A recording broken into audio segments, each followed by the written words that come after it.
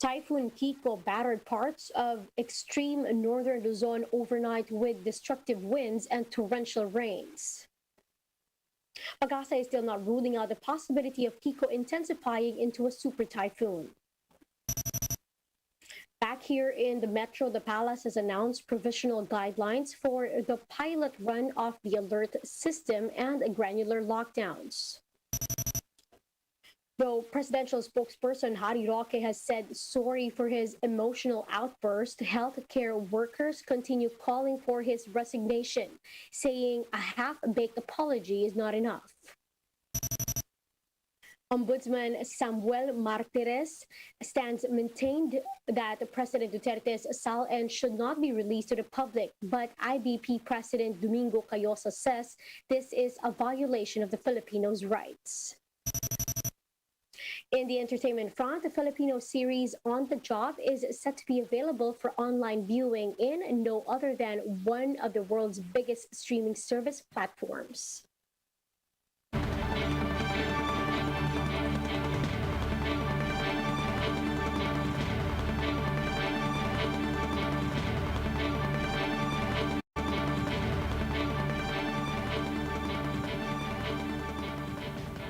Fast, focused, and fearless. Here's everything you need to know to jumpstart your day. I'm Riza Diaz. Tropical cyclone wind signals are still hoisted over several parts of northern Luzon due to Typhoon Kiko. Signal number 4 has been raised over Batanes in northern eastern portion of Babuyan Islands. The northwestern and southwestern portions of Babuyan Islands have been placed under signal number 3. Meanwhile, signal number 2 is up in the northern portion of mainland Cagayan. The rest of mainland Cagayan, northern portion of Ilocos Norte, Apayao, northern portion of Kalinga, northern eastern portion of Abra, and the northern portion of Isabela are currently under signal number 1. Now, circling back to our top story, PAGASA is still not ruling out the possibility of Kiko intensifying into a super typhoon.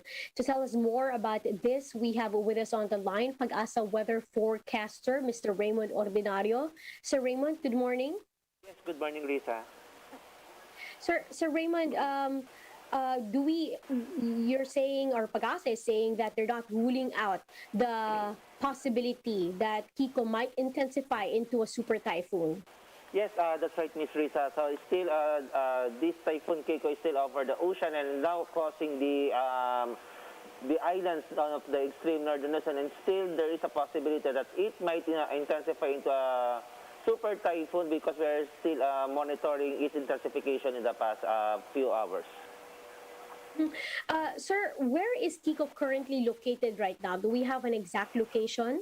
So right now, based on our monitoring, is nearly on the coastal waters of the Calayan and Babuyan Islands.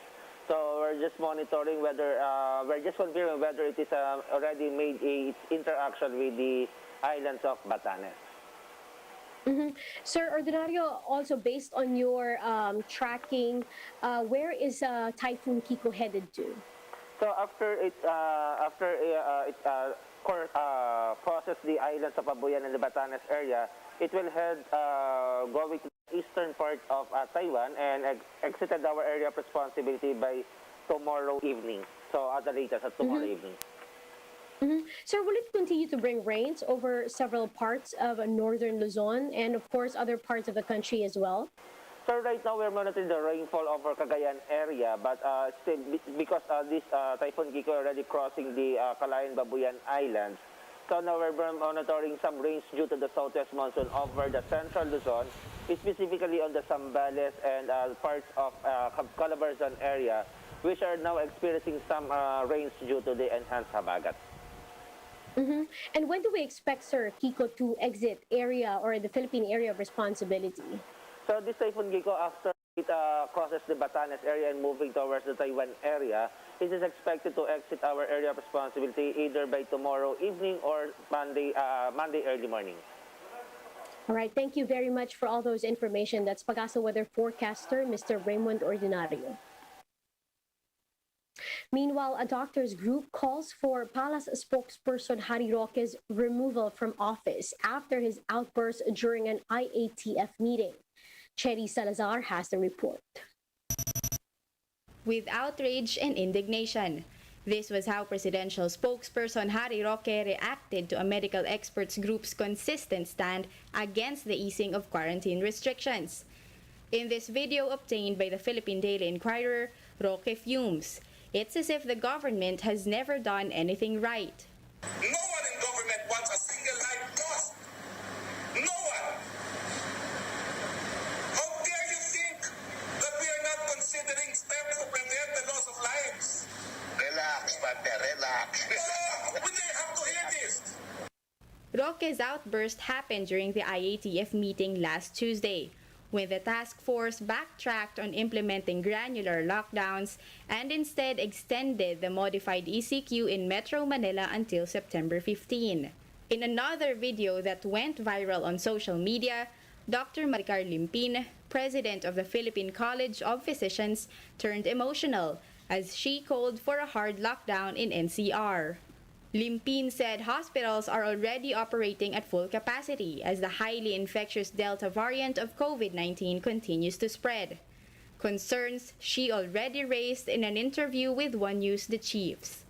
Kung sa ngayon ay nahihirapan na kami no, sa pagtanggap ng mga pasyente, lalong-lalo na kapag tumaas pa ang kaso natin ng COVID-19.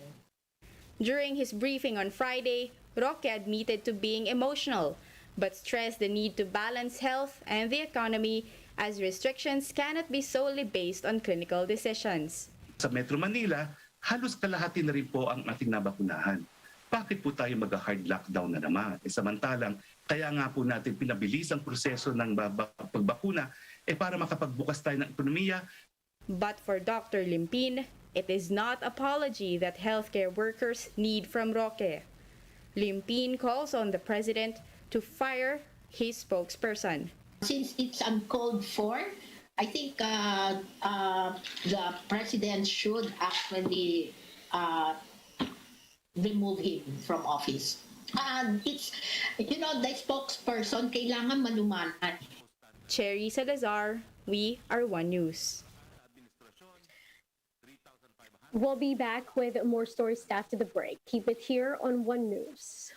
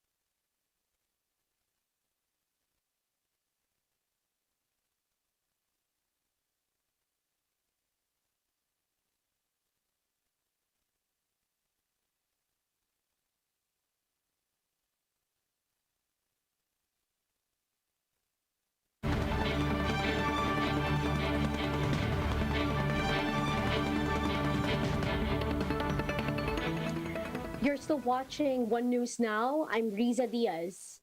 Malacanang has provisionally approved the guidelines for the granular lockdown systems in Metro Manila starting this Wednesday, September 16. For a start, NCR will only be placed under two possible quarantine classifications, either ECQ or GCQ. If placed under the laxer general community quarantine, 4 alert levels will be put in place, with level 4 being the strictest. This system will determine the allowed capacity for the 3 Cs, or closed areas, crowded areas, and close contact activities. The 3 Cs include religious and social gatherings, tourist attractions, dine-in and personal care services, among others. Meanwhile, for houses, streets, puroks, or subdivisions that will be under localized lockdowns, only healthcare workers, OFWs, and those with medical emergencies will be allowed to go out. Areas not under granular lockdowns will be classified by 4 alert levels. In alert level 4, no close crowded or close contact activities are allowed at all. Those below 18 years old and above 65 years old, pregnant women, and people with comorbidities are required to stay at home. Private establishments will have minimal on-site capacity and mainly work from home arrangements. Now, as for alert level 3, establishments are allowed to operate at 30% capacity. An additional 10% capacity will be granted to them if they have a safety seal issued by the DTI. Movement of people will be allowed except for those with comorbidities. Age-based restrictions will also be in place. Government agencies may operate at a 30% on-site capacity. Now, on flip side of things, activities under alert level 2 are allowed at 50% capacity, but can also be increased by 10% with a safety seal. Under this alert level, government agencies may operate at a 50% on-site capacity. And lastly, under level 1, activities are allowed at full capacity provided that minimum health standards are enforced. Private and government establishments are allowed to have full capacity as well. No less than the Ombudsman suggested jail time for anyone who will make commentaries on SALNs of government officials. During a hearing on the Office of the Ombudsman's 2022 budget, Ombudsman Samuel Martires suggested a 5-year imprisonment for anyone who comments on SALNs. This as he believes that SALNs are weaponized against government officials and can, quote, destroy their reputation. Martires stood his ground and said public officials' SALN will not be released to the public and that he would rather be removed from office than to yield to public opinion. Government officials are mandated by the law to declare their SALNs for every year they hold public office. The same law also requires the SALN custodians to publicly disclose these records. Even if I will be bashed, even if I will be removed from office, I will not butt into that.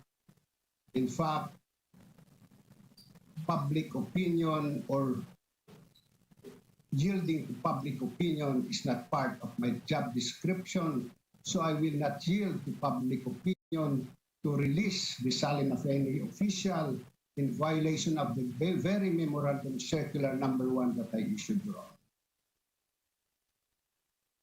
But in an interview with 1PH sa Totoo Lang, former Integrated Bar of the Philippines National President, Attorney Domingo Cayosa, lambasted Martires, saying that his office as the graft buster of the country should not make it harder to expose corrupt officials. He also maintained that it is the right of Filipinos to have access to the SALNs of government officials.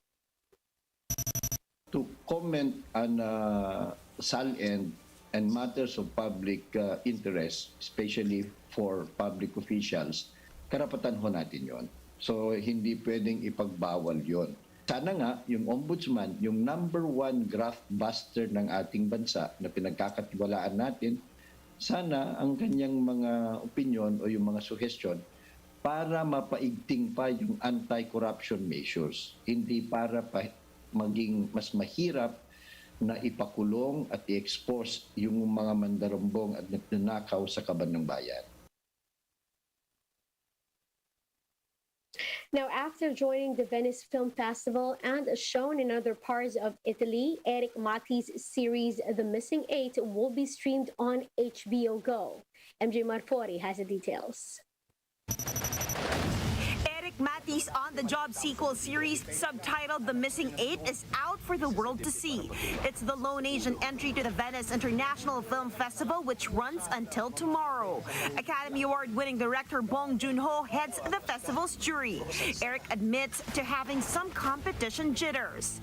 There were several films that were already screened, nakasama sa official selection. Lahat ang gaganda ng reviews, Ganon. So, natatakot na ako. Yet, Lady Luck seems to smile at Eric, as his brainchild will be part of the selected screenings in Rome and Milan. Nakakataba naman ng puso yun na yung film natin inikot pa aside from just Venice. On the Job tells the story of hitmen hired by corrupt politicians. Previous cast members are reprising their roles.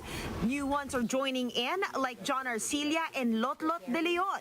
Lotlot and John hope that viewers may learn a thing or two about the series. I guess what I want them to take away from this is to never stop caring, about telling the truth. Whether we like it or not, it's still a commentary on what's going on in our country.